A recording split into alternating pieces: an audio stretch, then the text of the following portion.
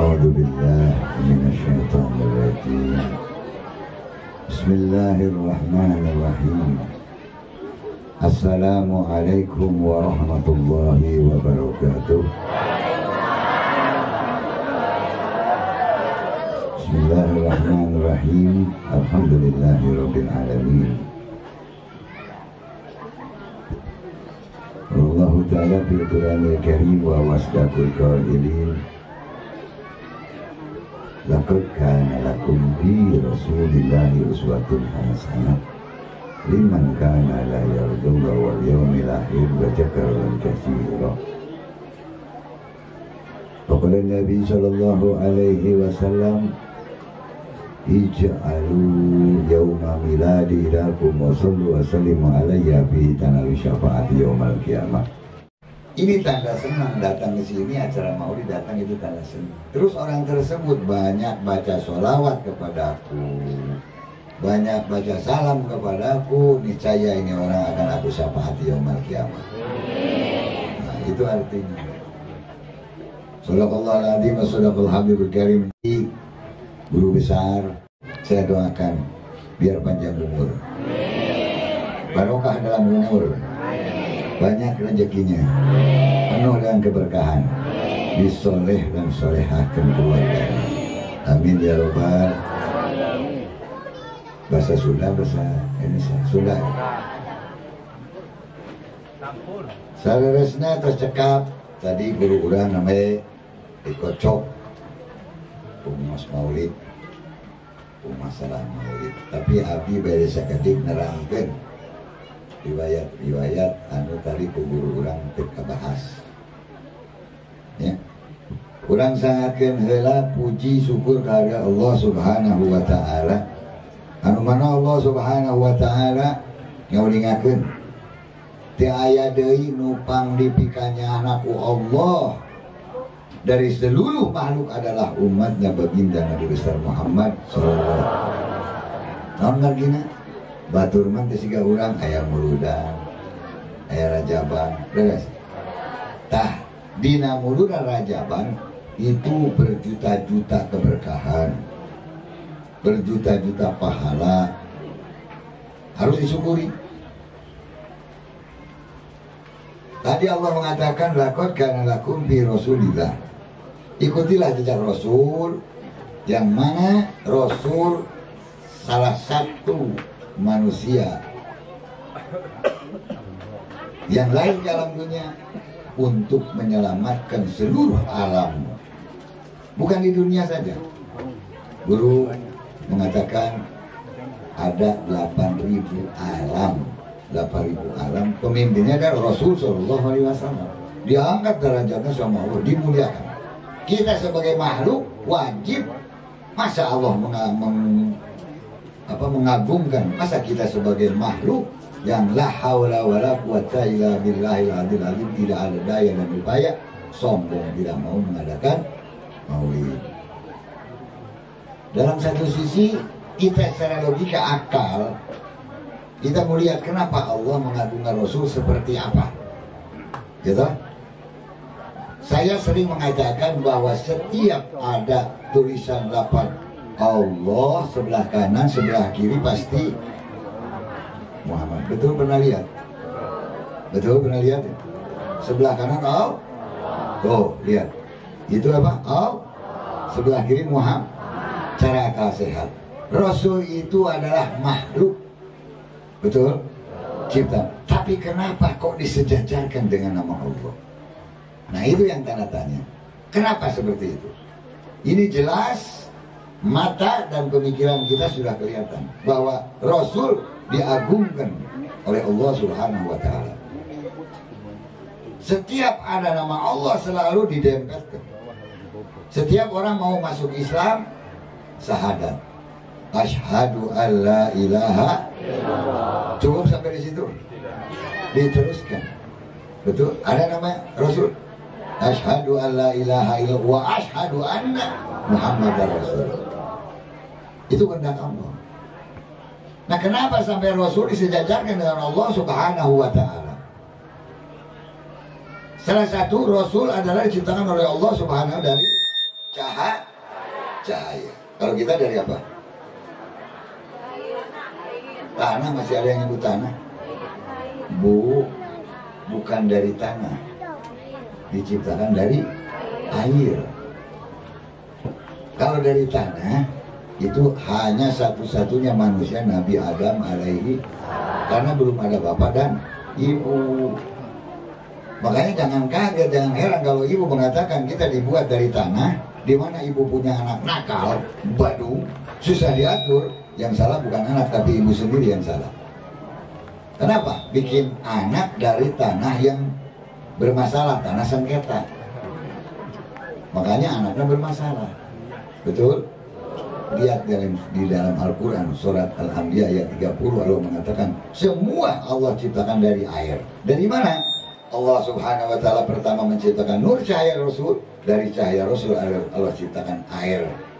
Dari air dibuat 10, surga, neraka, semua singgasana Allah, matahari, bulan, semua dari air. Air dari mana? Dari nurnya Rasul Sallallahu Alaihi Wasallam. Termasuk kita juga dibikin dari, secara logika. Maka ini di depan kita ada air. Ini apa?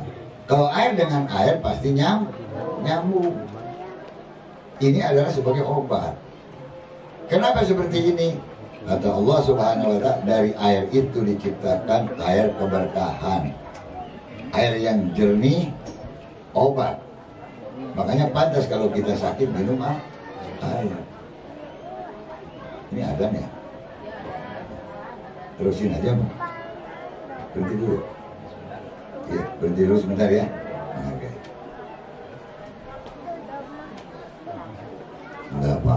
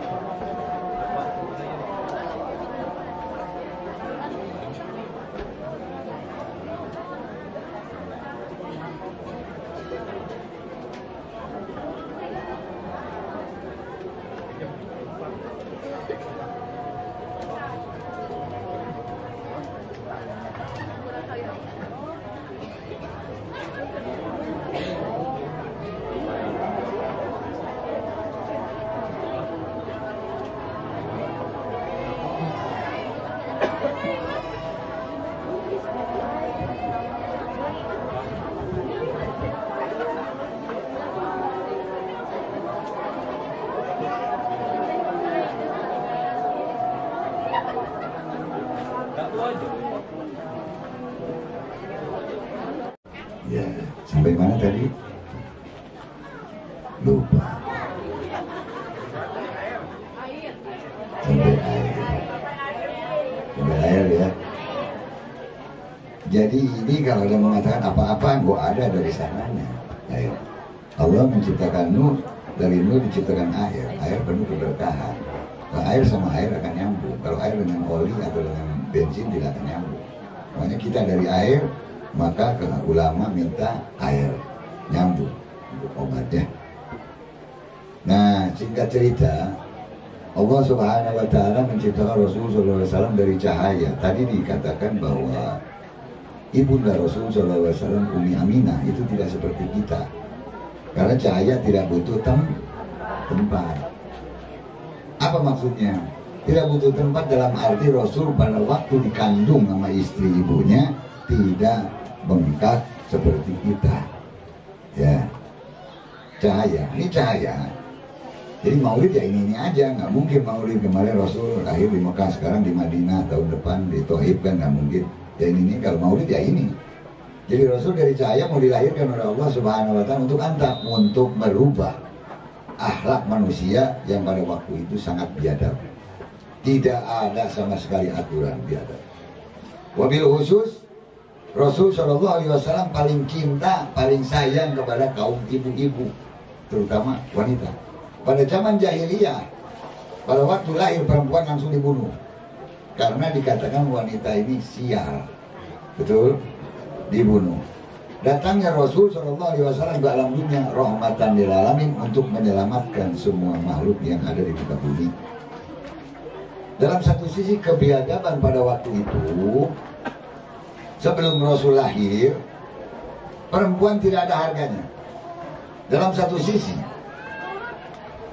Rasul sebelum lahir, kalau seandainya ada satu keluarga, contohnya ibu punya anak perempuan, sudah akil balik, sudah cukup untuk dinikahkan.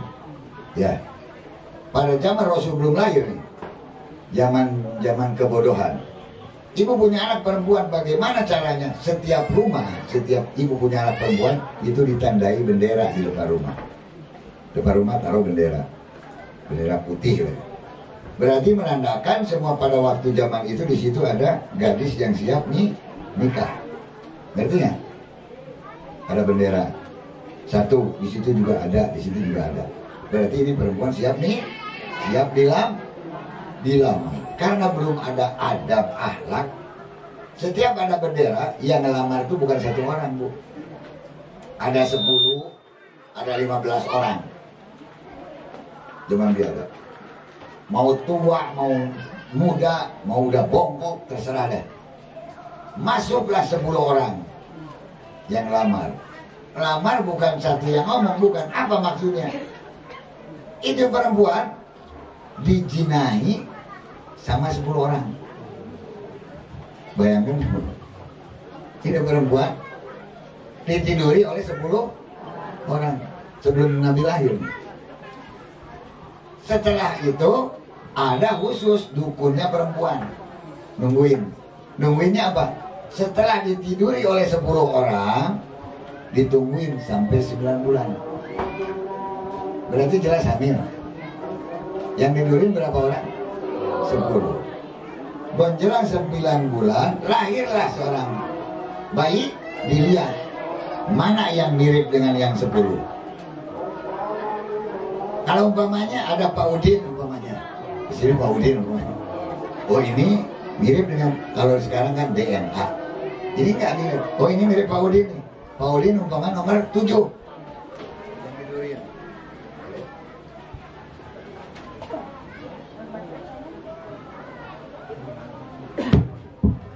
Halo, ya. Umpamanya Pak Udin nomor 7.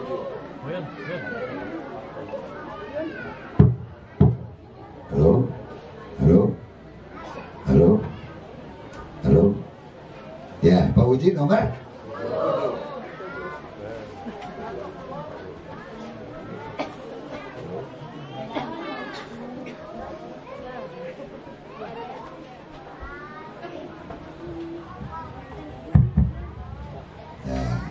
Jadi yang tiduri 10, nomor 1 sampai nomor 10. Pas anaknya lahir dilihat sama dengan nomor 2, maka nomor 7 yang meneruskan. Yang untung nomor 1 sampai nomor 6, nomor 8, nomor 9 sampai nomor 10. Nah ikut tanggung jawab, cuman ikut ngerasain doang. Rusak nggak, Bu? Ini yang tidak jadi, ikut lagi besoknya ke rumah satu lagi. Lihat ada bendera lagi, proyek lagi nih, dipakai lagi. Ada yang 15 orang, ada yang 10, pakai lagi. Tungguin lagi 9 bulan. Lahir lihat, oh ini kayak nomor 1 nih, wajahnya sama. Ini kan terus begitu. Zaman biadab. Hanya Rasul Shallallahu Alaihi Wasallam lahir untuk menyelamatkan umat, wabil khusus perempuan. Perempuan itu diangkat derajat oleh Allah Subhanahu Wa Taala sampai disimpan dalam Al-Quran surat An-Nisa. Tidak ada surat Ar-Rijal. Surat laki-laki ada nggak? Nggak ada, tapi surat perempuan diangkat derajat. Makanya zaman Rasul, setiap seseorang yang menginginkan seorang perempuan, itu seorang yang melamar, itu juga tergantung kepada pihak perempuan, diterima atau ditolak. Orang tadi 10 orang mau tidak mau cakep, mau hitam, mau kagak, sikat terus. Kalau ini enggak, ada keadilan. Makanya lamaran diterima, ngadain lamaran, ditentukan tanggal, nanti itulah. Jadi perempuan dihargai. Kata Rasul, perempuan bebas bu. Kalau mau minta mas kawin bebas. Seandainya mau kapal terbang juga silakan. Minta mobil silakan. Hak perempuan. Tapi kata Rasul, seorang perempuan yang solehah tidak minta sesuatu kepada calon suaminya kecuali atas kemampuannya, semampunya. Betul? Betul. Jadi Rasul mau dilahirkan tadi, Rasul berbentuk cahaya. Di dalam kandungan tidak bengkak, biasa. Nah, waktu menjelang Rasul sebelum mau dilahirkan itu cahayanya dititipkan sama seorang ayahnya, Sayyid Abdul. Dari Sayyid Abdullah dititipkan cahaya ke bapaknya. Belum nikah nih sama Siti Aminah. Setelah cahaya sama Rasul dititipkan, maka ada seorang perempuan yang cantik, yang kaya, ngejar-ngejar Sayyid Abdullah. Ya Sayyid Abdullah, kawinlah aku orang kaya dan tercantik di sini. Kekayaanku semua aku berikan kepada engkau asal engkau mau kawin dengan aku. Kenapa perempuan begitu menggebu-gebu pengen nikah sama Sayyid Abdullah? Karena ini perempuan tahu dia pengen jadi ibunya Rasul Shallallahu Alaihi Wasallam. Akhirnya jodohnya bukan sama dia, ditolak, nikahlah sama Siti Aminah. Begitu nikah, secara logika akal, Rasul cahaya, Siti Aminah dengan Sayyid Abdullah biasa tidur seperti kita layaknya seorang manusia biasa, tapi nutfah nggak tahu kemana, tapi yang dialihkan dari jasad sang ayah kepada ibunya adalah nur cahaya. Maka Rasul di dalam kandungan ibunya, menjelang waktu lahir diturunkan 2 wanita yang solehah. Siapa itu? Siti Maryam dan Siti Asia. Itu orang yang solehah. Menurut keterangan itu dua-duanya wanita nanti di surga menjadi istrinya Rasul. Itu sebagai bidan. Menjelang lahir aja. Menjelang lahir tadi dikatakan yang pertama kali Rasul lahir di alam dunia, maka yang diucapkan tasbih. Setiap maulid juga dibaca Subhanallah walhamdulillah. Kalau bisa itu didawamkan. Kenapa? Para ulama mengatakan barang siapa yang mengucapkan tasbih 1 kali, Allah angkat derajatnya, dia akan diberikan di surga pohon kurma dari emas dengan penuh buah-buahan dan batang-batang.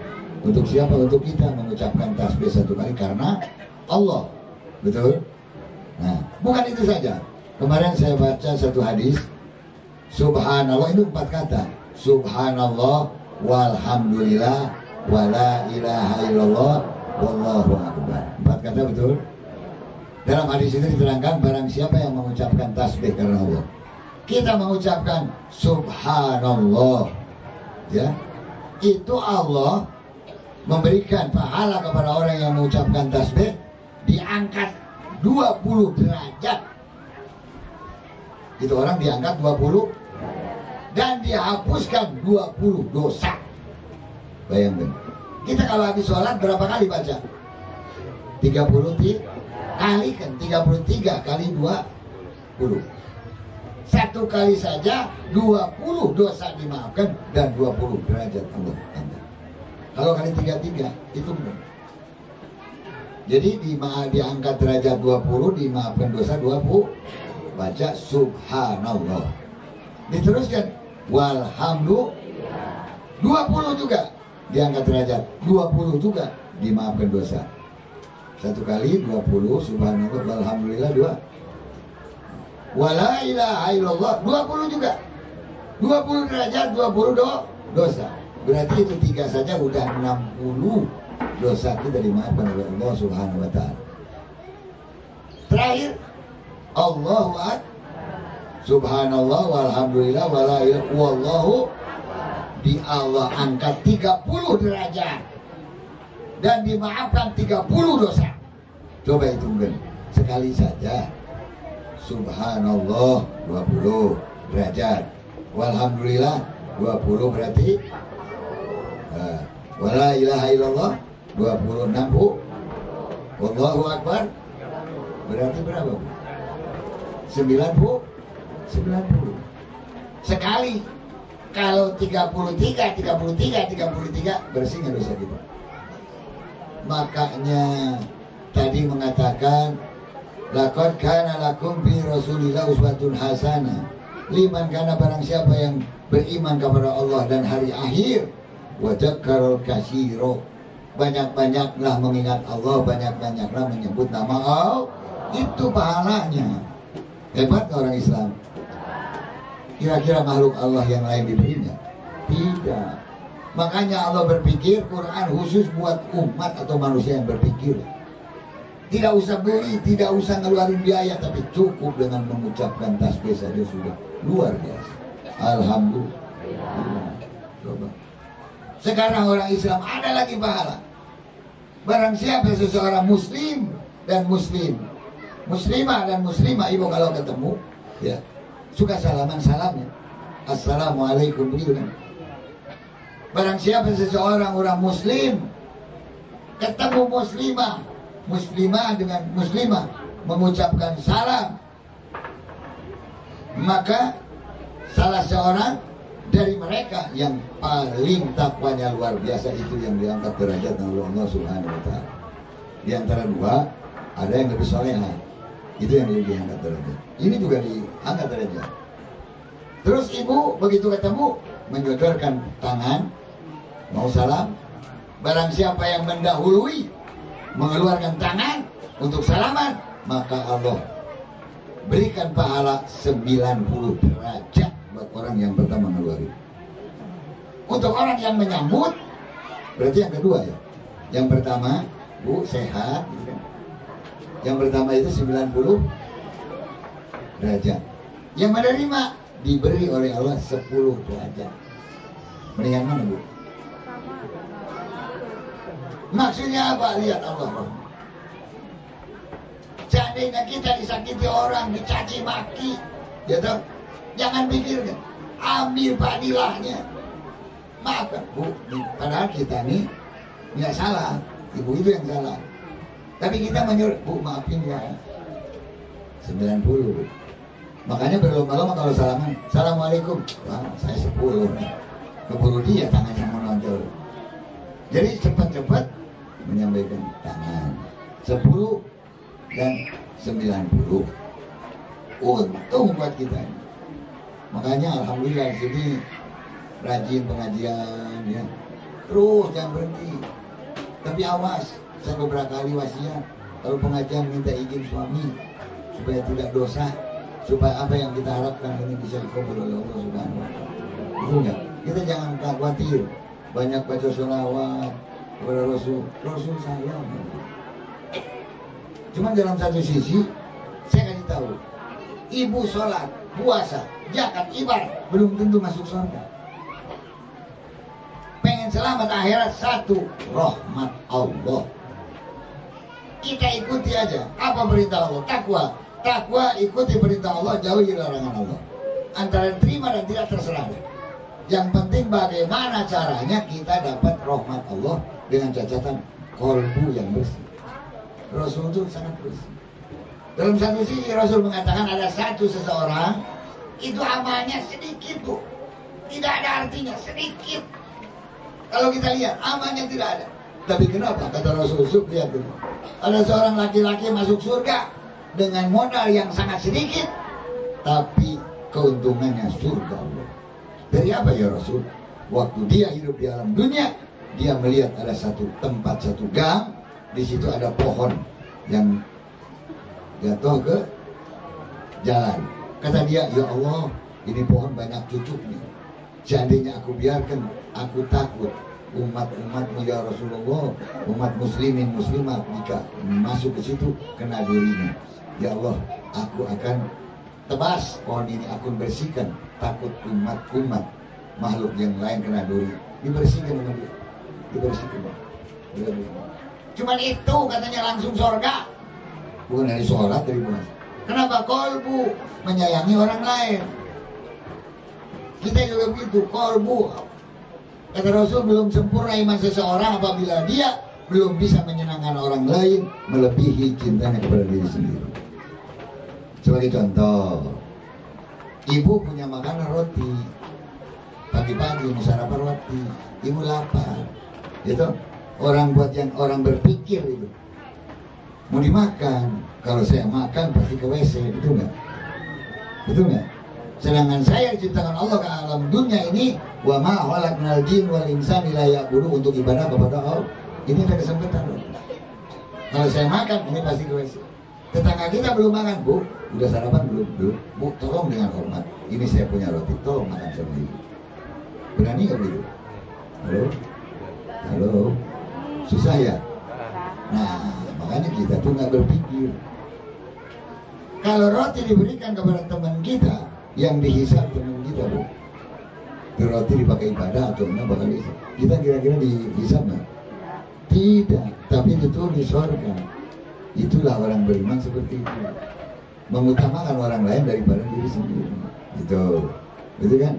Ya, nanti saya kelaparan, jangan khawatir, Allah Rahman, Maha Pemberi. Biar yakin kepada Allah Subhanahu wa Ta'ala. Saya merasa bingung, di mana-mana pengajian kebanyakan wanita alias perempuan.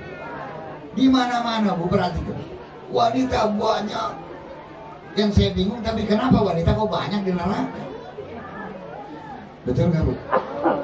Kan saya sering mengatakan, mungkin ada beberapa orang yang belum mendengar atau tidak hadir. Nggak apa-apa, saya ulang-ulang kembali ya. Ini ada hadis yang diibaratkan, yang ditulis, yang dikatakan oleh Imam Bukhari dan Muslim. Di surga kebanyakan orang fakir, orang susah, sedangkan di neraka kebanyakan wanita.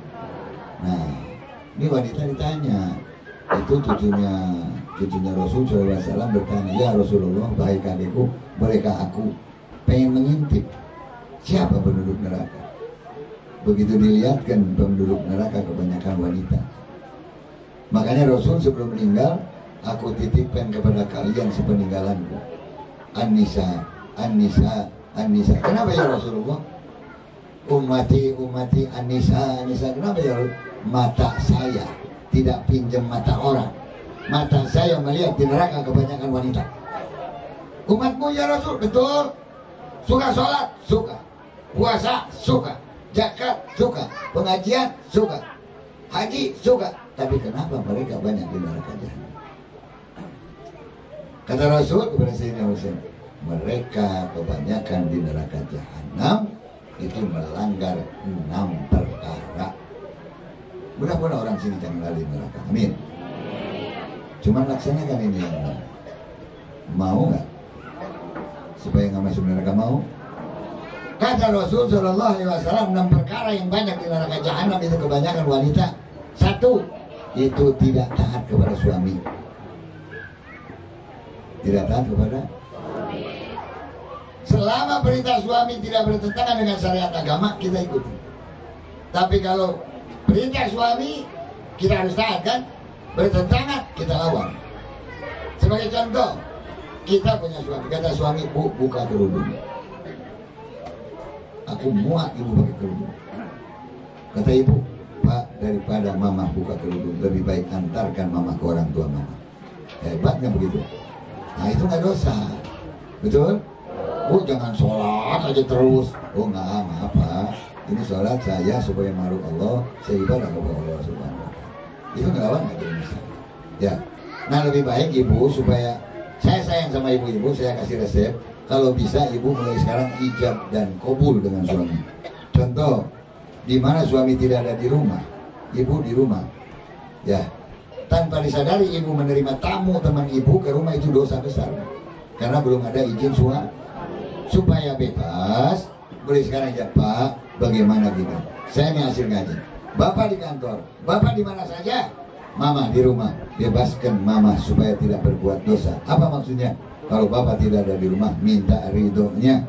Apa yang mama lakukan selama bapak tidak ada di rumah? Kata suami, ma, mulai sekarang apapun pekerjaan mama, asal tidak bertentangan dengan syariat agama, bapak ridho dunia akhirat. Bebas kan? Betul, ijab kok. Jadi menerima tamu bebas, apapun bebas, karena sudah ada ijab kok.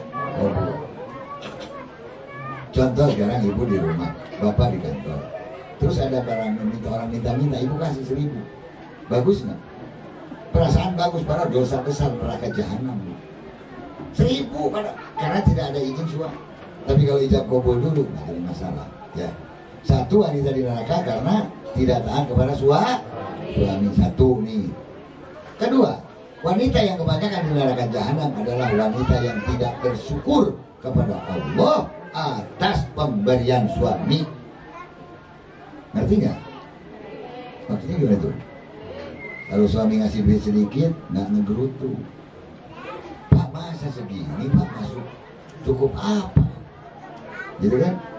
Nah, mulai sekarang karena hasil dari ngaji, ibu jadi ngerti. Syariat suami padahal hakikat semua udah diatur oleh Allah Subhanahu wa Ta'ala. Gitu? Jadilah wanita yang solehah. Mulai sekarang kira-kira bapak nganggur hari ini memberikan resiko 10.000, ibu mau marah nggak? Halo, bu, jangan senyum bu. Mau marah nggak? Tidak. Umpamanya suami, bu maaf nih bapak cuma kasih 10.000, pak jangankan 10.000, 5.000 ibu itu. Karena apa? Syariat bapak padahal mama tanpa dikasih juga hidup. Allah yang memberikan rezeki kepada mama. Begitu, jangan berutuh. Ya, jadi kebanyakan di neraka wanita yang tidak bersyukur kepada Allah atas pemberian suami. Nabi mengancam, wallahi seorang wanita boro-boro masuk surga, suaminya tidak akan diberikan oleh Allah Subhanahu wa Ta'ala kalau dia menghilangkan pemberian suami, biarpun sebesar atom itu kecil. Kan banyak wanita sekarang, ibu siap bahagia ya ibu ya, dari kantor saya mampu begini bu, nggak pernah dibahagiakan oleh suami, itu udah dosa besar. Jangan ya, apapun lebih baik ya syukur kepada Allah. Maka Allah mengatakan la in syakartum la azinanakum wa in kafartum min adzab ila sadid. Syukur Allah akan tambah, tidak syukur apa? Siksaku sangat pedih. Betul? Kalau ibu keberatan, hukum Islam berat, lebih baik masuk Kristen aja, bebas. Bebas. Mau ditempelin suami juga nggak ada dosa. Islam ada aturan. Karena mengikuti, maka kata Nabi, jika kalian masuk Islam, masuklah ke dalam Islam secara apa? Bundar, bulat. Apa maksudnya bulat? Kita tanpa disadari, setiap hari sebelum sholat kita wudu dulu. Wudu mengucap apa? Kumur-kumur. Maksudnya jaga ini tiap sehari 5 kali dicuci. Mulut jangan seenaknya ngomong, menyakiti orang. Jaga mulut. Dibersihkan tiap hari, tapi bacot ngomong berarti wudunya nggak beres. Kuping dibersihin, jangan hati-hati mendengar kata-kata yang berbeda. Tangan dicuci, jangan ngambil hak orang. Kaki dicuci, jangan melangkah ke tempat yang jelek. Betul? Muka dicuci, jangan melihat kira-kira yang tidak pantas kita lihat. Betul? Satu, tidak taat kepada suami. Kedua, tidak syukur kepada Allah atas pemberian suami. Ketiga, wanita ya yang banyak di neraka jahanam itu wanita yang tidak mengaku kepada orang tuanya.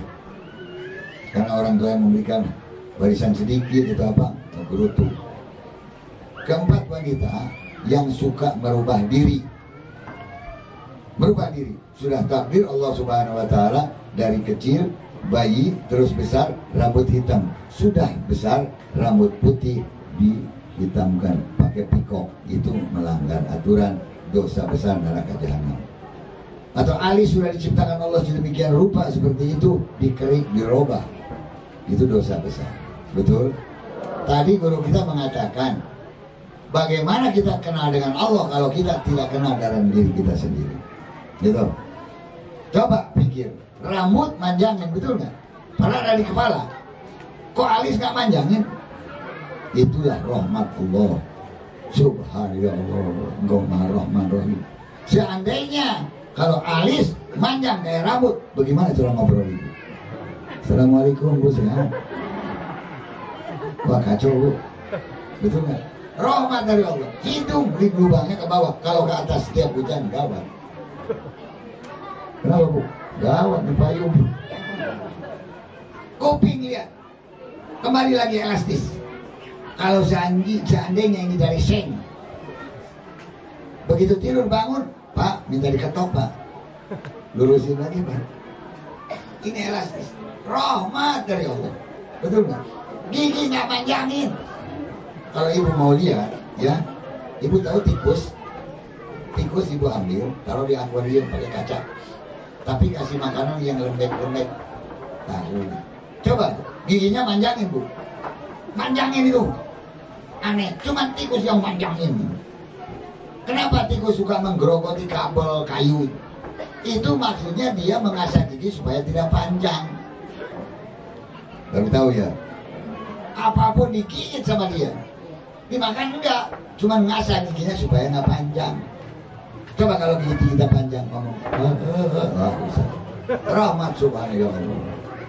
Kita pikir lagi, minum melalui mulut, betul nggak? Makan melalui melalui mulut semua. Makan, minum, kopi warna hitam kita. Apakah kita kencing hitam? Kemana yang hitam?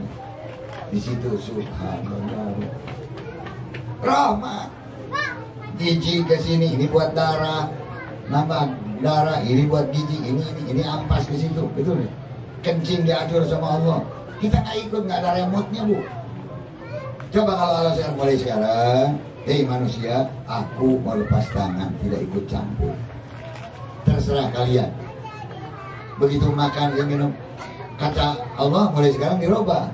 Buang ke bawah, kencing ke belakang. Kira-kira bagaimana? Mati semua. Disitulah akan kenal dengan Allah Subhanahu wa Ta'ala. Ya. Jadi nomor berapa tadi? Nomor 4. Apa nomor 4? Suka merubah di satu, tidak taat kepada suami. Kedua, tidak bersyukur kepada Allah pemberian suami. Ketiga, tidak mengaku kepada orang tua sendiri. Keempat, merubah diri. Kelima, orang yang pakai baju tapi telanjang. Pakai baju tapi telanjang, maksudnya orang yang selalu pakai pakaian yang ketat, gitu kan? Maka kata Nabi, seseorang yang pakai baju ketat, apalagi pagi-pagi olahraga pakai legging atau pakai training, maka nanti di akhirat dia akan memakan daging sendiri. Alhamdulillah, amin. 5. Keenam, kebanyakan di neraka jahanam adalah umatku yang minta cerai kepada suami. Kira-kira gimana Bu? Mau minta cerai gimana? Enggak. Biar susah nggak minta cerai? Enggak. Itulah orang umat Rasul. Maka Rasul wasiatkan ummati. Awas Bu, nanti di padang mahsyar setelah kiamat. Begitu kiamat ada dua yang belum mati pada waktu itu, yaitu dua malaikat. Israfil yang niup, dan Ajrail yang suka nyabut. Yang suka nyabut, siapa yang nyabut? Nggak ada kan? Makanya setelah dimatikan Ajrail dan Israfil, kiamat terjadi. Maka Rasul SAW yang pertama bangun. Begitu dibangunkan di padang mahsyar, ada orang badannya manusia, tapi kepalanya tikus. Kebayangin Bu, kepala tikus nempel di kepala kita, gede. Siapa itu? Itu orang di dunia yang senang dengan riba, haram. Ada lagi kepala seperti monyet. Siapa itu? Itu orang yang hidup di dunianya rakus. Di mulut sudah penuh, tangan kiri, tangan kanan, kaki udah penuh, tetap ada makanan masih ngegerugu aja. itulah orang yang hubur dunia. Betul? Tuh, awas hati-hati Bu. Jangan ya. Jangan. Insya Allah guru kita selalu membawa kita keselamatan dunia akhirat. Kita doakan mudah-mudahan Pak Ustaz panjang umur, banyak rezekinya. Kita bantu dengan segala macam ya. Yang penting kolbu. Ini terakhir aja, ada satu riwayat ya. Satu riwayat. Ini banyak kalau riwayat. Ini jangan kita orang bohong apa-apa. Tapi tetap kita tahu, sholat, puasa, apa-apa. Mau hasil diterima atau tidak terserah. Yang penting kolbu kita harus bersih. Ada riwayat orang yang ulama besar, ilmunya tinggi, hartanya kaya, tapi lihat dibenci oleh Rasul Sallallahu Alaihi Wasallam, dimurka oleh Allah neraka jahanam. Tapi ada orang yang bodoh, nggak ngerti agama, tapi dapat rahmat Allah. Riwayat. Dalam riwayat ada satu wanita, kebetulan Duriah Rasul Saripah, kalau saya Habib, laki-laki sebut Habib, kalau perempuan Sarip. Ini Saripah miskin, janda, meninggal suami, punya anak 3 Bu. Ini saya ngomong masalah rahmat Allah. Yang khawatir Allah Maha Rahman, Rahim, baik. Saripah ini miskin, anak 3, kelaparan, akhirnya dia hijrah.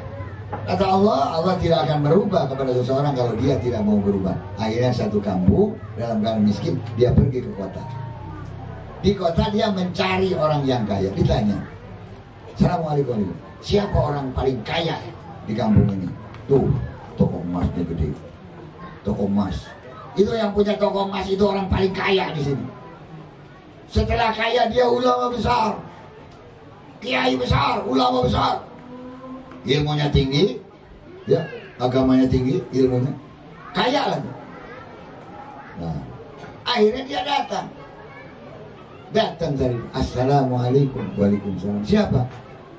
Maaf, katanya sampean ini orang yang paling kaya di sini dan juga seorang ulama. Betul? Ada apa? Saya ini punya anak yatim 3. Saya ini Duriah Rasul Saripah. Terus saya meminta makan. Anak yatim kasihan, 3 kelaparan. Kalau bisa saya numpang tidur aja di mana aja nih 2 hari aja. Sebelum saya dapat pekerjaan. Kata ulama ini apa? Kamu ngaku Saripah Rasul, Saripah Duriah Rasul. Ntar dulu.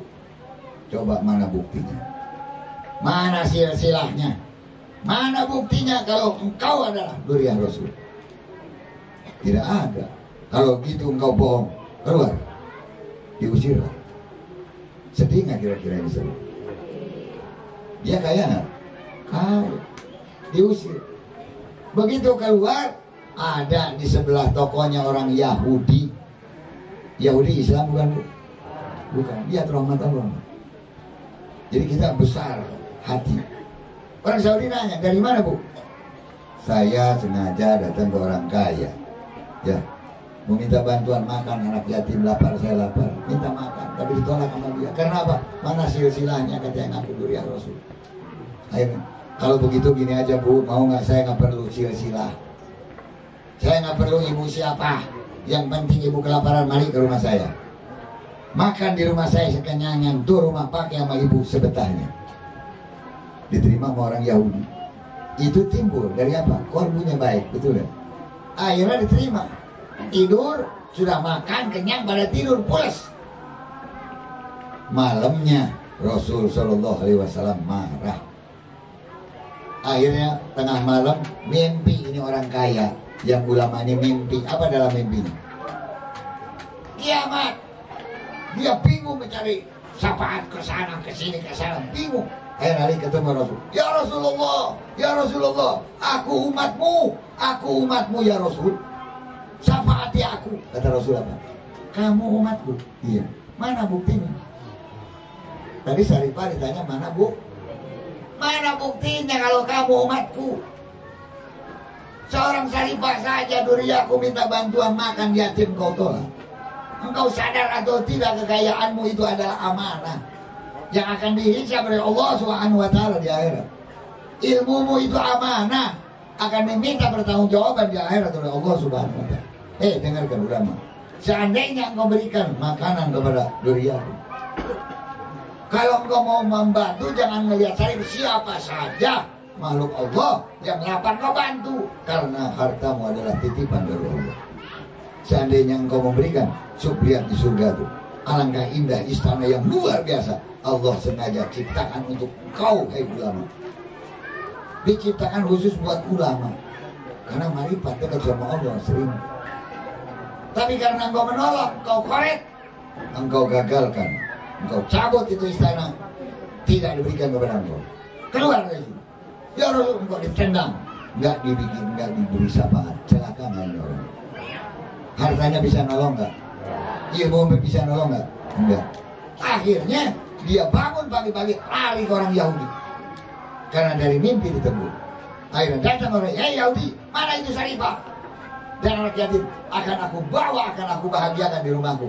Ntar dulu orang Yahudi. Kata Yahudi apa? Engkau tadi malam mimpi dengan Rasul. Kok kamu tahu? Waktu engkau mimpi dengan Rasul, Rasul datang kepadaku. Setelah ketemu engkau datang kepadaku. Apa ngomongnya? Hei Yahudi, wallahi Allah ridho kepada engkau. Ridho, Allah ridho. Dan salam dari aku untuk engkau, ya Yahudi. Seandainya engkau masuk Islam, istana yang tadinya buat ulama itu akan diberikan oleh Allah kepadamu. Apa kata Yahudi? Ya Rasulullah, sekarang juga saya syahadat atas namamu, nama Allah. Asyhadu an la ilaha illallah wa asyhadu anna Muhammad Rasulullah. Akhirnya istana milik siapa? Itu apa hasilnya selama ini? Hartanya jadi bala. Karena apa? Koret, hasut, segala macam harus bu. Kalau seandainya Pak Ustadz ada ibu-ibu, saya mau maulid minta bantu, mana proposalnya? Mau gitu nggak? Apa langsung kasih aja?